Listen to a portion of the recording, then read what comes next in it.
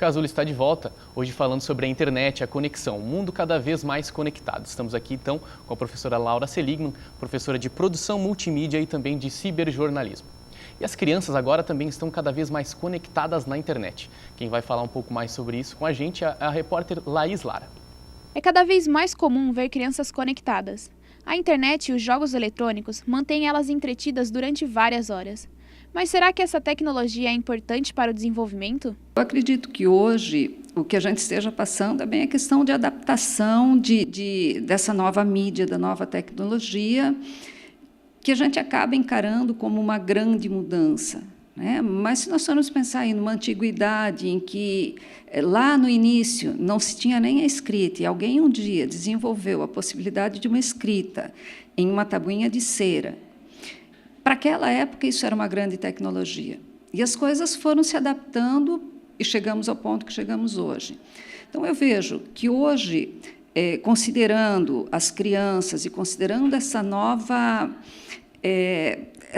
possibilidade social de interação, de conhecimento, de troca, nós não podemos negar isso para uma criança. Aprender hoje, usando novas tecnologias, é uma nova modalidade de aprendizagem. A internet também é uma forma de incentivar a escrita e a leitura. João Pedro Provese tem 9 anos, mas começou a se conectar desde muito cedo e aos 6 anos já possuía um blog. O meu blog fala sobre animes, jogos, pessoas até, homenagens, assuntos gerais que as crianças conhecem. Apesar de adorar toda a conectividade, João Pedro tem outras atividades nas horas vagas. Eu gosto de jogar, gosto de dançar, gosto de me conectar, gosto de... basicamente isso. Não há uma idade certa para o início do uso das redes, mas Maria Isabel explica o equilíbrio que se deve ter para esse uso se tornar benéfico à criança. Te falar numa idade ideal, difícil. Eu vou te falar mais no uso ideal. Tá? Então, você vai pegar crianças muito novas que, pela interação com os pais, que trabalham direto no computador, no iPad, que estão com seus telefones, que estão com seus... essa criança já interagindo com essa realidade.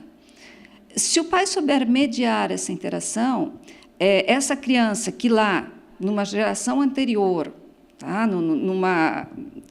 Num outro momento de vida, ia brincar com o seu quebra-cabeça e pegava as pecinhas e montava, hoje ela vai ter essa mesma aprendizagem, mas vai montar as pecinhas no computador. Tá? Então, se você tiver o programa correto, se você tiver a possibilidade de um tempo correto de uso, isso pode ser muito benéfico para a criança. Ediene do Amaral Ferreira confessa que é uma pessoa bastante conectada, mas em relação ao seu filho, Eduardo, de 5 anos, ela estabelece algumas regras para o uso das tecnologias. Tem vários aplicativos, né?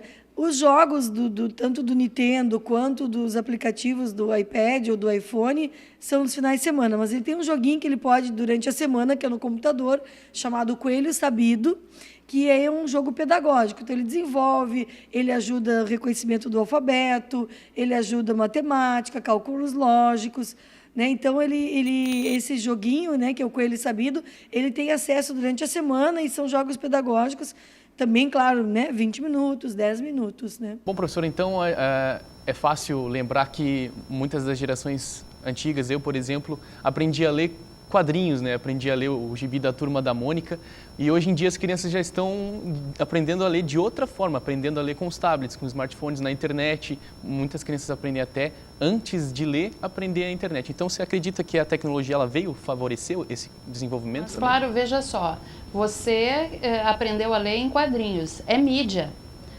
A revista em quadrinhos é mídia, não foi na cartilha do Beabá, do Vovô Viu a Uva, né? Não foi nada disso. Eu mesma aprendi, fui ensinada em casa nas manchetes dos jornais. Meu avô querido me ensinou a ler nas manchetes dos jornais. Já foi na mídia. Nessa época que a televisão era um totem na sala, né? Era um móvel de status, né? Ainda é, mas naquela época era por outros motivos, né? Então, a mídia e a tecnologia, né, que nos dá acesso a todos esses meios de comunicação, eles vêm somar. O que vai diferenciar é o uso que a gente dá para eles. Muita gente diz assim, a juventude não lê é porque fica em frente à televisão. As crianças não leem. Não é verdade. O Programa Nacional do Livro Infantil produz, né, e paga todo ano centenas de milhares de exemplares de livros que chegam às escolas e as crianças leem. É o adulto que não lê. Né? Agora, por que ele não lê? É porque existe a televisão? Não, né? Ele não lê por uma opção. Então, a gente não pode demonizar, né, a tecnologia e os meios de comunicação como eles fossem os responsáveis pela nossa falta de leitura, pela nossa falta de relação entre as pessoas, porque nós negociamos o significado disso tudo, a gente é autônomo para fazer essas opções. Então, se eu decidir dividir o meu tempo, eu, por exemplo, acesso muitas vezes, mas também tenho o meu tempo de leitura. Eu tenho o meu tempo de estudo. Então, se eu souber distribuir, ótimo. O problema não está na tecnologia, está no uso que eu dou a ela. Ok.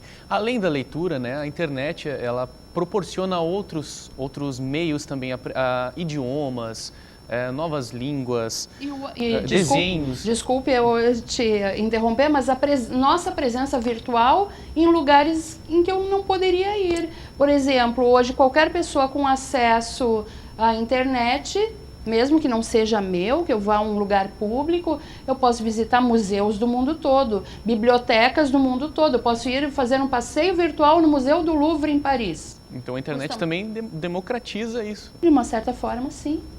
Nós vemos então que as pessoas estão cada vez mais conectadas nas mídias sociais, nas redes sociais, então lendo bastante artigo de internet, mas lendo poucos livros. Isso é benéfico ou não? Essa história de você precisa de ler mais livros e sair um pouco da internet.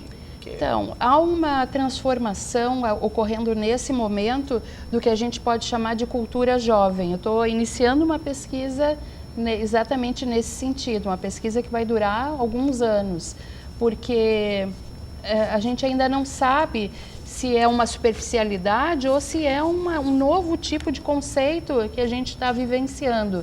Então, eu acho, assim, o que eu posso dizer agora, como pressuposto? Que eu acho preocupante, realmente, se as pessoas simplesmente deixarem de ler.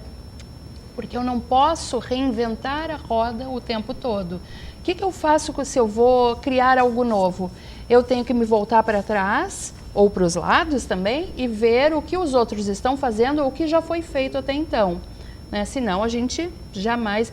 o próprio o Google tem uma área que chama Google Acadêmico, que só tem publicações, né, de universidades, e que o slogan é pisando no ombro de gigantes. Claro, eu me apoio no que já foi feito para fazer algo novo. Então, a leitura nunca vai deixar de ser importante. Agora, eu tenho medo da gente generalizar. A gente dizer assim, as pessoas não leem mais. A gente precisa ter, e não se tem bem claro aqui no país, um panorama de quanto é lido. A gente tem só assim, a vendagem de livros, mas com acesso a bibliotecas e também com a circulação que esse livro faz, a gente não sabe muito bem o quanto se lê e quem é que lê. Falta uma pesquisa mais sólida nisso. Mas eu tenho medo dessa generalização. A gente não lê mais, só fica na internet. Até porque, para muitas comunidades, a internet ainda não está acessível. A gente não pode dizer, vivemos todos a sociedade da informação. Não, eu tenho lugares, um bairro aqui perto, que é desconectado. Em que um livro que chega numa casa é tesouro. Então, assim, ainda é muito nebuloso para falar nisso. Mas eu creio que...